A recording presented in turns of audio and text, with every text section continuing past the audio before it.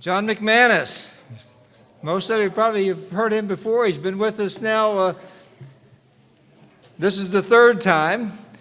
He's becoming a regular. And, of course, we don't get tired of him. But let me just give a little bit of his bio here. John F. McManus was born in Brooklyn, New York in 1935. At graduation from Holy Cross College in Massachusetts, he received a bachelor's degree in physics and a commission in the United States Marine Corps. After serving 3 years of active duty, he entered the field of electronics engineering, where he won an award from the U.S. Air Force for designing a component used in fighter aircraft. Jack left the engineering field in 1966 to accept a full-time position with the John Birch Society, working closely with its founder, Robert Welch. For many years, he was named the Society's Public Relations Director and its official spokesman. In 1991, he was appointed as president. He's the author of several books and numerous articles. He's represented the Society in hundreds of media appearances.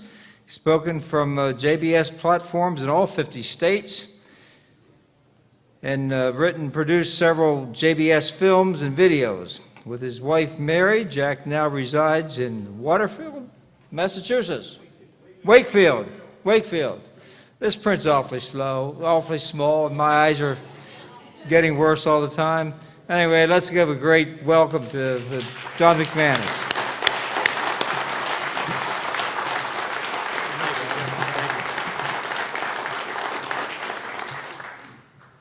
Thank you, Jim. Thank you, ladies and gentlemen, for having me back. It's quite an honor. I wanted to start off by putting to rest a rumor that's been floating around in the country. We all know that they claim to have killed Osama bin Laden. And, of course, we never saw the body, and they supposedly dumped him in the ocean. And there are some people who really wonder whether or not he's dead. Well, we just received absolute confirmation he's dead. No doubt about it anymore. His name's on the voting list in Chicago.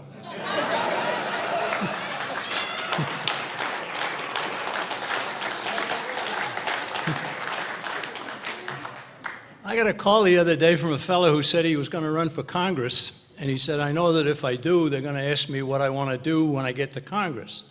In fact, he'd already had a little press conference, and somebody did ask him exactly that. And he said, I thought I gave a pretty good answer, but he said, if you were asked that question and you were in my shoes, how would you answer the question? I said, that's pretty easy. I said, I'd say, I'm not going down to Washington to do anything. I'm going down there to undo all kinds of things.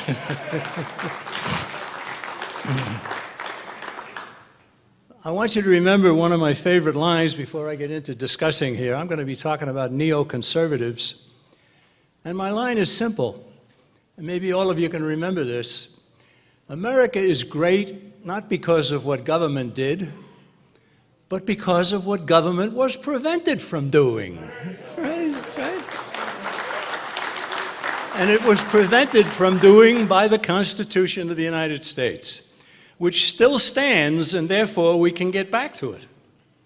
Right? Now, you may have heard that we exhibited the last couple of years at CPAC in Washington, and we were disinvited. We were told not to come back. Right? Well, it was shortly after the 2011 CPAC that we had a feature article. In fact, the cover of our New American magazine featured the fellow that they gave the award to for the Constitution Bearer of the Year, the great exponent of the Constitution. They gave it to Donald Rumsfeld. So when we got kicked out, we said, well, you know, we should have jumped ahead of him. We should have quit. Right? Okay, well, we're going to move ahead now. I got a PowerPoint presentation that you can take a look at, and I'm going to go through it fairly quickly here at the beginning. We define Americanism, of course, that our rights came from a creator, not from government or anyplace else, and that government's purpose is simply to safeguard those rights. And we have limited government under the U.S. Constitution, and commerce with all, entanglements with none, right? Wouldn't it be nice if we get back to all of that? In the 1930s, there was a president named Franklin Delano Roosevelt. In fact, he lasted into the 40s as well. And he authored the Socialistic New Deal, massive creation of government departments, bureaus, and agencies, trashed the Constitution, deepened the 1930s depression, and steered our country into war. That is actually the neoconservative agenda right there, before they coined the term neoconservative, as we'll see. Now, growing up in the John Birch Society, I remember we always used to refer to ourselves as conservatives. I point to Robert Welch here, the man who founded the Birch Society. When the New Deal got started, Roosevelt took office in 1933. Even in 1934, Robert Welch wrote an essay called A Weight on My Shoulders. And he said, "My America is being made over into a carbon copy of thousands of despotisms that have gone before." So he eventually started the John Birch Society to try and reverse that trend, right? Now, the people who were conservatives back in the 60s and the 50s, of course, were looking to Russell Kirk, the father of modern conservatism. He wrote this book called Conservative Mind in 1942, and I would bet there'd be some people here who have read that. And then, of course, we had Barry Goldwater's book that was actually ghosted for him by Brent Bozell. Mr. Conservative, he was known as. The Conscience of a Conservative, and that book got a lot of people involved in things that they hadn't been involved in before, including the Birch Society. Then, of course, we had the great Robert Taft from Ohio, known and widely respected as Mr. Republican. He was the non-interventionist leader of the 1940s and 50s, right? And he's the precise opposite of a neoconservative, right? So what's a neoconservative? A neoconservative is somebody that's implementing what Carroll Quigley said in his famous book, Tragedy and Hope. 1,350 pages. I think this is on page 1247, right? I'm glad somebody read through it all. I couldn't handle it all. But toward the end of his book, he said the two parties should remain almost identical so that the American people can throw the rascals out at any election without leading to any profound or extensive shifts in policy. Ladies and gentlemen, as you know, more than anybody in America, you know that's what has happened. Right? That's why there's a Constitution Party. I see people say we need a third party, and I no, we need a second party. Right?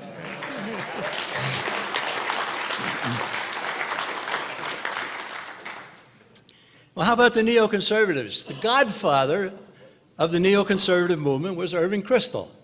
And he delighted in being called the godfather of the movement. He defined what it is in a short passage in his book, his 1995 book. He said, "We accepted the New Deal in principle and had little affection for the kind of isolationism that then permeated American conservatism." All right, so you've got it there. Socialism in the New Deal and interventionism in foreign affairs. That's the neoconservatives. And these are the people that have taken control of the upper echelons of the Republican Party, and there are some of them in the Democrat Party as well. So we see that the John Birch Society, we're not isolationists. I get asked that all the time on radio shows. You sound like an isolationist. I said, no, I'm not an isolationist. I'm a non-interventionist with your son, your daughter, and your wallet. So we want non-intervention in the affairs and the wars of other nations, obviously. Now, Irving Kristol also at one point said, a conservative welfare state is perfectly consistent with the neoconservative perspective. Conservative welfare state? That a little like dry water? Bright darkness? But these people have told us what they are, what they stand for. Again, neoconservatism then is socialism at home, interventionist foreign policy, including wars. They love wars, right? They love it. Now, let me make a point here that might surprise some people, and that is this, that I think socialism is more deadly than communism. Now, the author of both of them, Socialism, Communism, is the same. It's Karl Marx, right? But the route to the goal is different. Why do I say that socialism is more deadly? Well, communists seize power swiftly, and the resistance still exists. Hence, there's secret police, NKVD, KGB, so forth. You get over to the socialists, they seize power slowly by persuading voters to choose total government, and resistance is destroyed in the process. And you end up with a dependent population. Now, ladies and gentlemen, isn't that what's happening to America, right? We're not being made a communist country. We're being made a socialist country. And that's what they intend. So try to remember that socialism is more deadly because it destroys resistance.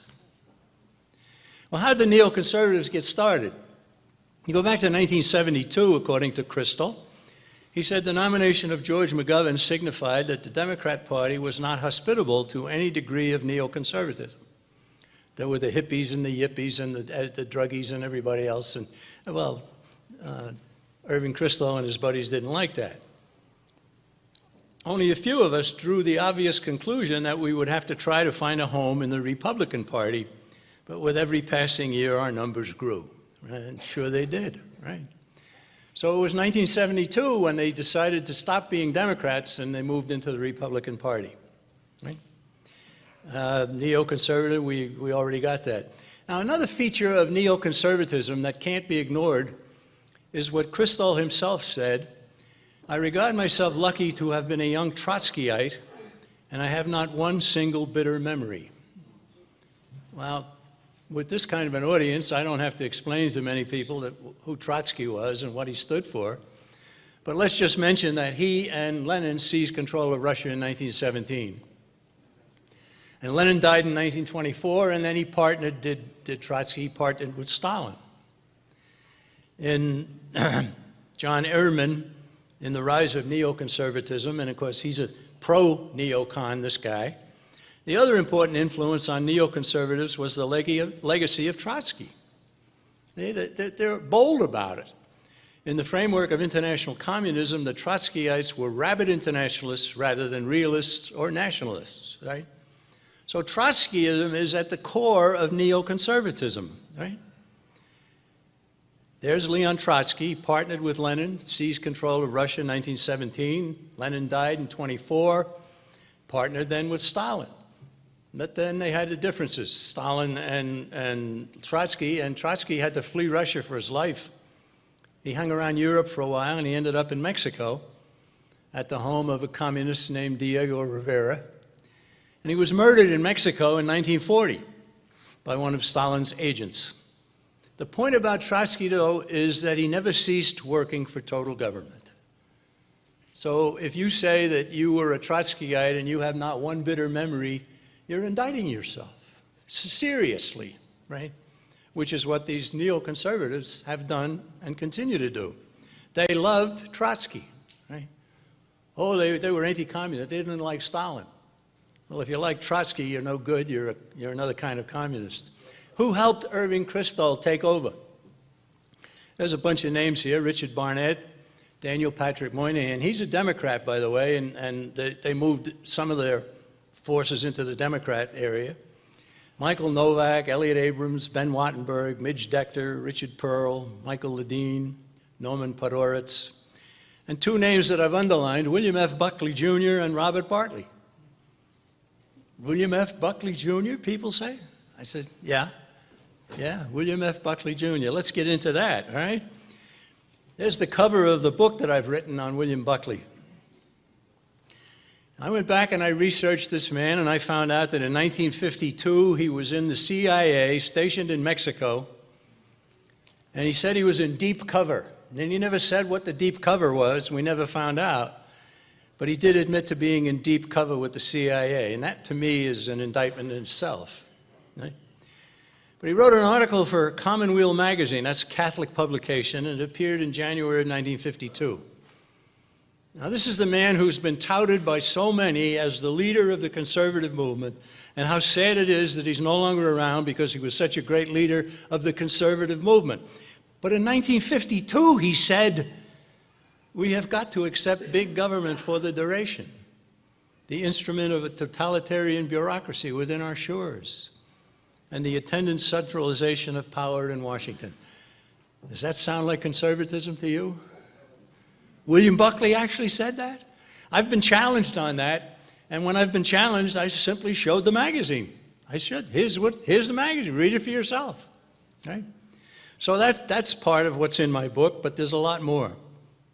Indefensible stands taken by William Buckley, all fitting into the neocon perspective. In the foreign policy arena, United Nations, pro-NAFTA, pro-World Trade Organization, pro-UN peacekeeping, pro-Export-Import Bank, pro-bailout of Mexico.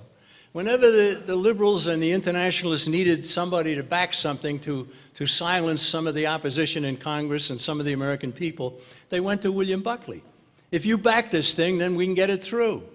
He did, over and over and over again. Domestic policy, William Buckley in favor of gun control, the Kyoto Protocol, abortion, prostitution, federal education, wage and price controls. I've only just touched on it. It's all in the book, right? And it can't be denied. I think one of the reasons we got kicked out of CPAC is that in 2011 we had the book up for sale on the book table there in our booth, and one of the real big conservative leaders came by, looked down at it, sneered at it, picked it up, was holding it, and I was standing there, and I said, well, have you read the book? No, and I don't intend to. I said, well, why not? I said, it's all true, and nothing's ever been found in it. He said, you shouldn't have that here. I said, but it's truth. Why shouldn't we have it here if it's truth? I said, you shouldn't have it here, and he put the book down and walked away. Right? I'll not say who it is, but some of you would know the name. I know Howard would know the name. Right? I'll tell you later. So William Buckley, all kinds of betrayals all along the way. And as far as the John Birch Society is concerned, he's probably the greatest enemy we ever had. He kept millions of Americans from taking a look at what the John Birch Society had to offer. Right? It wasn't a communist, so-called. It wasn't somebody who was an obvious leftist or anything that did all that. No, he kept the good people away from us. He started his magazine in 1955. And the initial staff at National Review included his buddies, Trotskyites. Trotskyite OSS CIA veteran James Burnham. Trotskyite OSS CIA veteran Wilmore Kendall. He's the one who steered Buckley into the CIA. CIA veteran Priscilla Buckley, one of his sisters. And an ex-communist named Frank Meyer. I can remember years ago, what happened here? Help!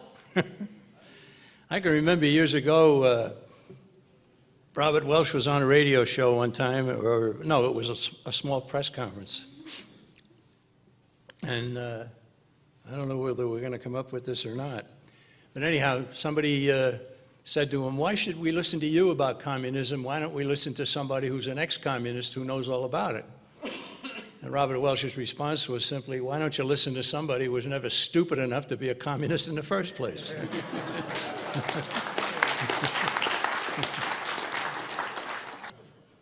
There were two names I had underlined, William Buckley and William Bartley. William Bartley was the editor of the Wall Street Journal. And way back in the early 90s, he went to Irving Kristol and he said, I'd like you to start sending articles to us. We'll publish them in the Wall Street Journal.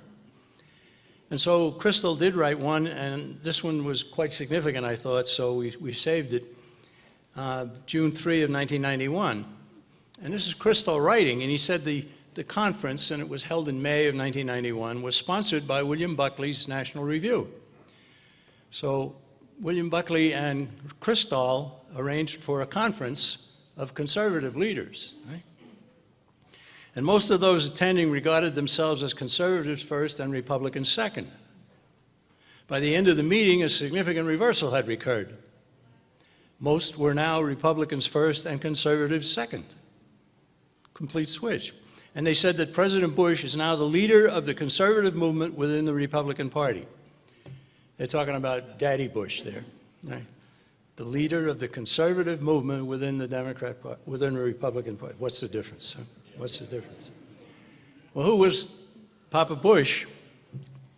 He popularized the phrase New World Order after years and years of us telling people that the slogan of a conspiracy to rule mankind was New World Order. He came out over and over again talking about New World Order. Out of these troubled times, our fifth objective, a New World Order, can emerge. I think that what's at stake here is the New World Order, a reinvigorated United Nations. And that New World Order is only going to be enhanced if this newly activated peacekeeping function of the UN proves to be effective. This was leading up to the first invasion of Baghdad in 1991. Here's my late friend Joe Sobran. He worked for 21 years alongside William Buckley before being unceremoniously dismissed. And he expressed great admiration and enthusiasm for my book, Pied Piper for the Establishment. He told me at one point, he said, I wish I'd known all this when I was still working there. Well, he would have gotten fired earlier if he had. Here's Sobran. John McManus has gathered together a mountain of damning but firmly documented data about William Buckley. American conservatism's longtime intellectual leader has been a calamity for conservatism. Right. Well put. Joe Sobran was a wonderful guy. I don't know if any of you knew him. Joe was also quite a wit. And he could put in a single sentence some things that would really, really nail it. You know? My favorite Joe Sobranism is when he said one time, when most politicians wrestle with their conscience, they win.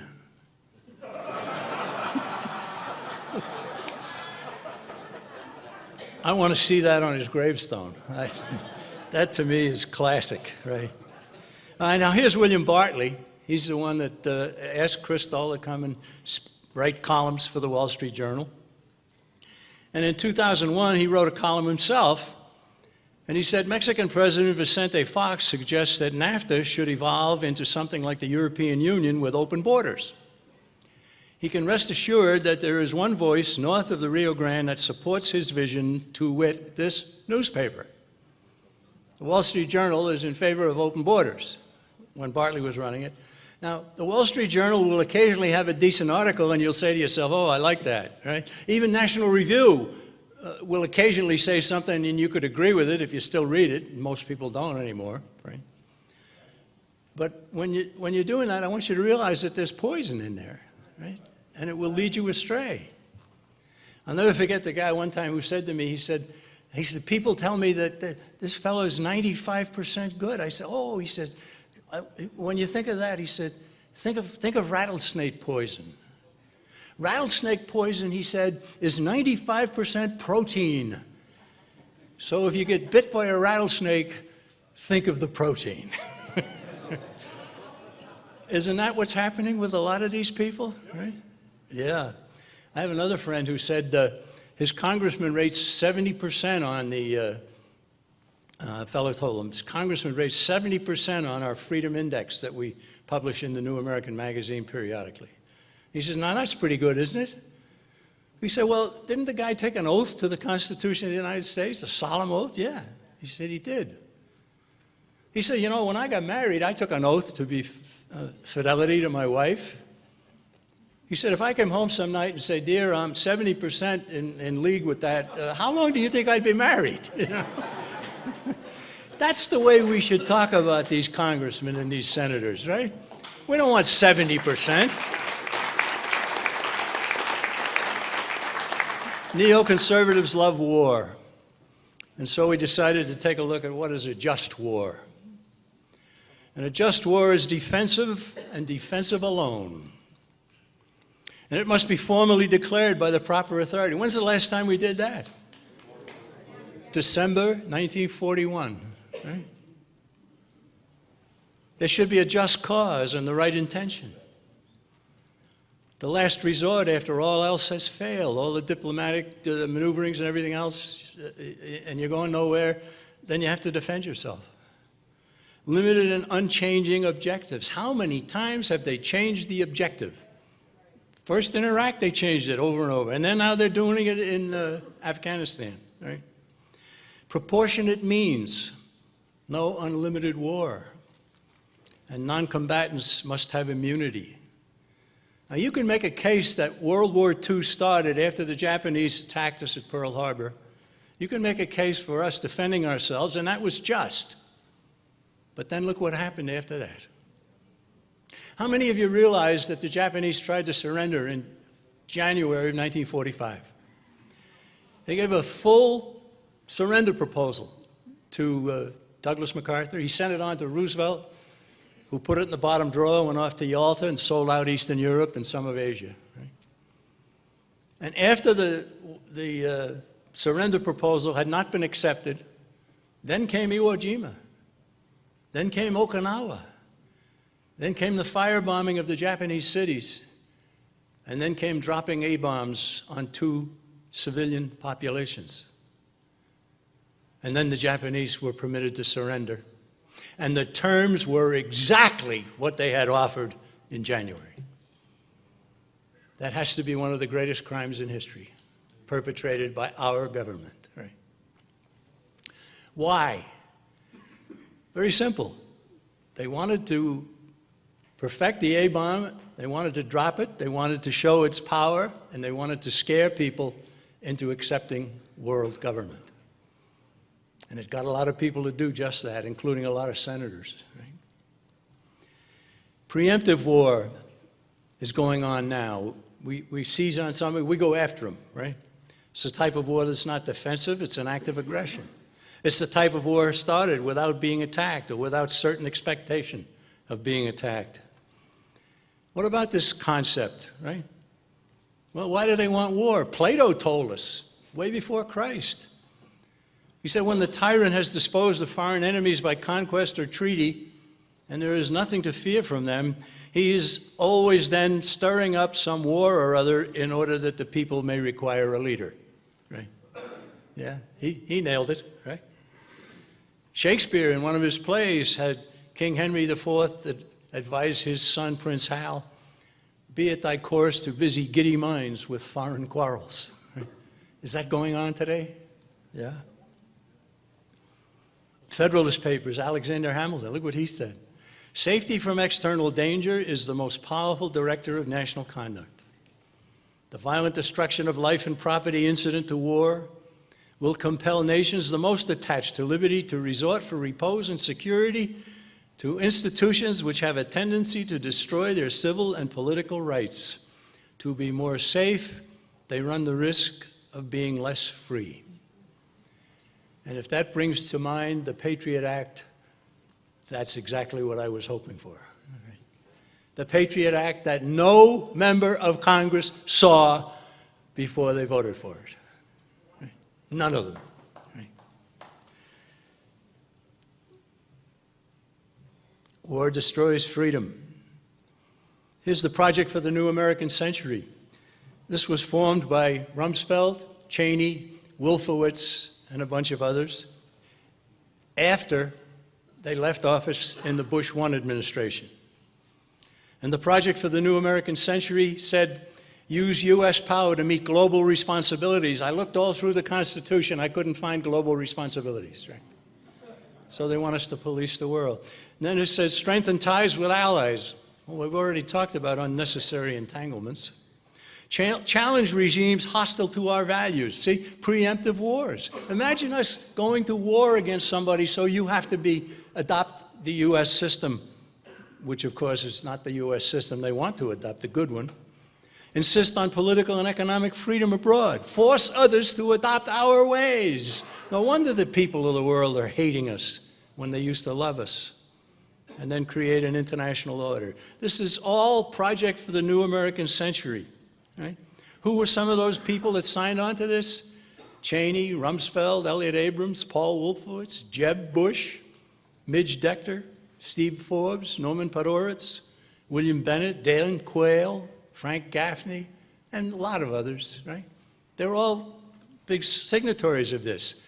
Oh, Cheney and Rumsfeld and Wolfowitz wanted Papa Bush to go back into Iraq in 1992. But he got defeated in the end of 1992, and so they were out of office. That's when they formed this project for the new American century. Out of office in 1993, they formed it, And then the PNAC petitioned President Clinton and Speaker Gingrich to invade Iraq again during the 90s, right? Well, Clinton ended up being busy with some personal problems. And Gingrich was also busy doing other things, and he didn't want to have anything to do. He had other plans, right? So it didn't happen. But the path to war continued. When George W. Bush, the second of the Bushes, got the nomination, he turned to Cheney and he said, I want you to search the country and find me a running mate. And so Cheney went from coast to coast and from border to border and came up with Cheney, right? So Cheney became the vice president, Rumsfeld became Secretary of Defense, Wolfowitz was given a big job, top posts in the George, and they immediately wanted George W. Bush to go back after Iraq before 9/11. They took office in January of 2001, and 9/11 occurred in September. But after 9/11, they had their crisis, their excuse for war.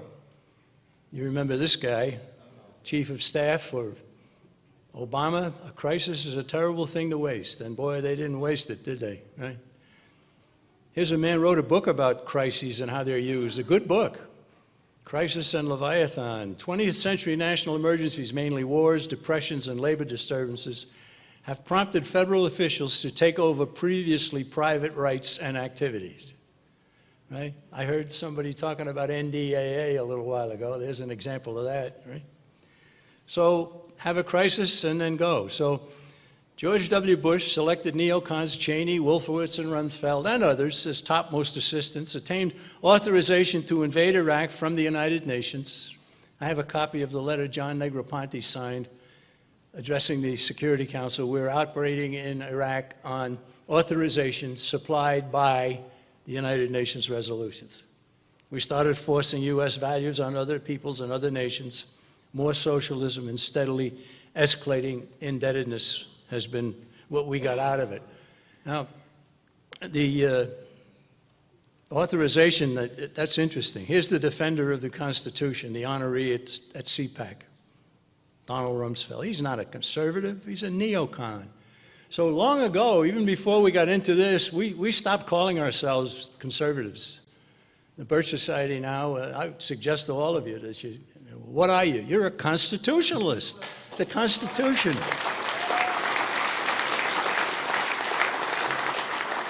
The Constitution is defined. Conservatism wasn't, right? It was loosely defined by Goldwater and Russell Kirk and so others, but they kept moving to the left, to the left, to the left, and the man who did that was William Buckley, right? Mark Gerson's a neocon, and he wrote this: the neoconservatives have so changed conservatism that what we now identify as conservatism is largely what was once neoconservatism. And in so doing, they have defined the way vast numbers of Americans view their economy, their polity, and their society. You can imagine what I feel when I hear a guy like Mitt Romney describe himself as a conservative, right? Right? I always say to my wife when I see that on the news program, yeah, and I'm a Martian. Right. And she said, yeah, me too, right? Santorum described himself as a conservative, right? I don't know how they could possibly do that when they had a Ron Paul at those debates. And then when they asked Ron Paul, they asked them all, give us one word to describe yourself. What was the word that Ron Paul selected? Consistent. Consistent. And he could have said consistently constitutionalist, and he would have been correct, right? Sam Francis wrote in Chronicles, the whole concept of conservatism in America is being virtually devoid of meaning, in large part because conservatives have made the seminal error of allowing dilettantes like Mr. Buckley to define it for them in the first place, right? Well put. And then he wrote for us in the New American Magazine, as the Cold War wound down, exporting democracy and opposing isolationism became the major neocon foreign policy goals, reflected in their almost universal support for NAFTA, World Trade Organization, UN peacekeeping missions, right? He's another man that was betrayed by them. Neoconservative publications, commentary. The public interest, which went out of business in 2005, was replaced by the national interest, same thing. The Weekly Standard, I have a friend who calls it the weak need standard, right? National Review magazine, Foreign Affairs, Wall Street Journal. Now, as I mentioned, you can find some things you like in some of these publications. But remember rattlesnake poison. It's only 5% poison. Prominent neoconservatives holding membership in the Council on Foreign Relations. Right? Dick Cheney, Paul Wolfowitz, Charles Krauthammer, Richard Pearl, Elliot Abrams, Midge Decter, Newt Gingrich, Condoleezza Rice, John Bolton, Henry Kissinger, John McCain, Robert Kagan, Rupert Murdoch. I should have put William Buckley in there because he joined the CFR in 1974. And said when he did, he put it in his own magazine, said that he was angry with them because he thought he was going to be welcomed to membership 10 years earlier, right? Right, John McCain. Does John McCain like war? You remember him singing, bomb, bomb, bomb Iran, bomb, bomb, bomb Iran? He actually sang, right? He's leading us to go to Libya. He wants us to go into Syria and so forth. I think of John McCain, I think of him and Robert Dole, two men who ran such poor campaigns for President of the United States that if they had run unopposed, they still would have lost.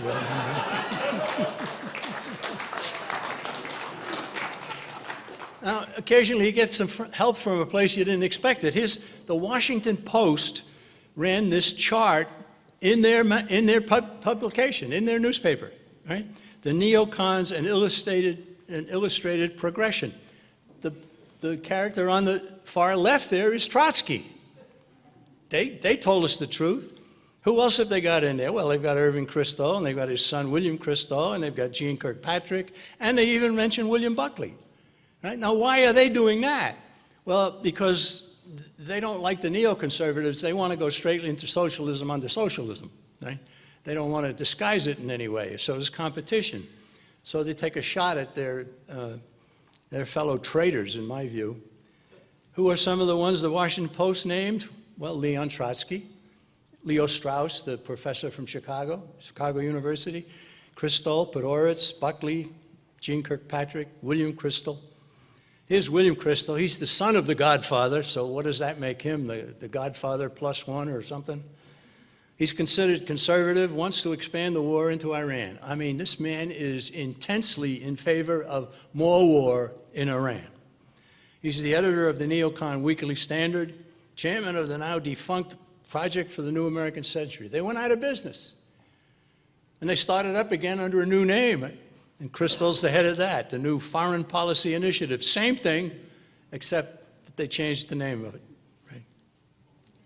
Spreading confusion. William Kristol, listen to what he said here. Because Obama has turned on his own statements about war in order to promote the Libyan incursion, Obama is now a born-again neocon. What a world we live in, huh? Neocons wear a conservative label, but they're mostly Republicans, rhinos, as some people call them, Republicans in name only. They claim to support the troops. What's the best way to support the troops?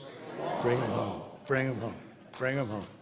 Emphatically support war, consistently back socialistic legislation, want the U.S. to remain entangled in the United Nations, and give the UN even more power. Now, here's a fellow who had a little something to say about neoconservatism. It's not the philosophy of free markets and a wise foreign policy. Instead, it represents big government welfare at home and a program to spread their version of American values throughout the world. Good for you, Ron. World government. They always want. Neocons are all in favor of world government, right? They may have minor disagreements among themselves about small issues, but they all favor continued U.S. subservience to the United Nations. What did George Washington have to say about that? The great rule of conduct for us in regard to foreign nations is, in extending our commercial relations, to have with them as little political connection as possible. Wouldn't you love to hear that today? Yeah. John Quincy Adams, our 6th president. America goes not abroad in search of monsters to destroy. She is the well-wisher to the freedom and independence of all. Right? And you could add to that Calvin Coolidge. He one time said, I look upon my chief accomplishment minding my own business. Wouldn't it be wonderful to hear a president say that today? Right? Yeah. Robert Welch, famous speech that he gave, we took one sentence out of it: what would be wrong with simply minding our own business, right? And I remember at our 50th anniversary celebration when Ron Paul came to be our featured speaker, him clapping when he saw that, when he saw Robert Welch saying that, right? So we go back. What has happened here? How to control America. Carroll Quigley, Bill Clinton's mentor at Georgetown University. The two parties should be almost identical so that the American people can throw the rascals out at any election without leading to any profound or extensive shifts in policy. We can blame the neoconservative movement for doing that to a lot of the Republicans. And of course, the Democrats were already there. There's a nice endorsement from Ron. Okay, you Birch Society, what's your plan? How are we going to win this? What are we going to do? Well, we say we take our country back through the House of Representatives, and we don't think you can steal the presidency, but we'd like to be surprised, right? We'd like very much to be surprised. But we say go to Article 1, Section 7 of the Constitution. All bills for raising revenue shall originate in the House. The power of the purse is in the House. If the House refuses to initiate a bill to fund foreign aid, education, housing, medicine, you name it, it's over, right? It's over if the Constitution stands, and it's still there. All right, so what we need is a resurgence, more people in the House of Representatives. What's a majority in the House? 218, right? The Senate and the White House will be fully dealt with later, right? Getting close to winning. In January of 2011, that's only what, 12, 13 months ago, 14 months? Members of the House of Representatives voted on a measure calling for terminating payment of dues to the United Nations. It's always been understood that refusing to pay dues to the world body effectively means withdrawing from the organization. All right? Now, this was only January, this is this particular Congress, and it was the first bill. It was H.R. 1 in January of 2011. And I want you all to think to yourself, how many of the 435 in the House of Representatives voted yes for that? And every audience I had, somebody says, one, Ron Paul. No. It's better than that, all right? Is there any hope? Right? Do we have hope? Well, 177 voted yes to effectively get us out of the United Nations. Now add 23 and 18, you get 41. We need 41 more. And Robert Welch always said, withdraw from the United Nations and you have broken the back of the communist conspiracy. And I agree. That would be a death blow to get us out of the United Nations. We're getting closer, we're getting closer, we're getting closer, right? So all of you folks in the Constitution Party, I know you're going to have to vote for a president, and I will too. And if he's on the ballot in my state, I'm going to get the Constitution Party's going to get a vote, as it has in the past. Too.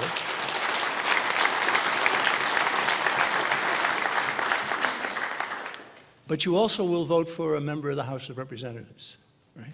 It's very important, right? Very important that you get a decent member. Now, I live in Massachusetts. Imagine that, right? There are people who say to me all the time, how can you, the president of the, how can you live in Massachusetts? I say, I like to work behind enemy lines. and indeed, those are enemy lines, right? But the good news from Massachusetts is that because of the last census, we lose one more Congress seat. Yay! Ladies and gentlemen, the need is for more constitutionalists in Congress and in the White House, more adherence to the Constitution, more citizen voter understanding.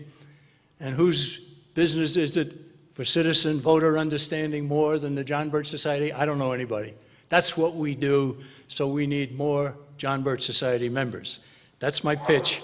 I'm not going to go beyond that, and I'm going to say thank you very much. You've been very kind to me. I love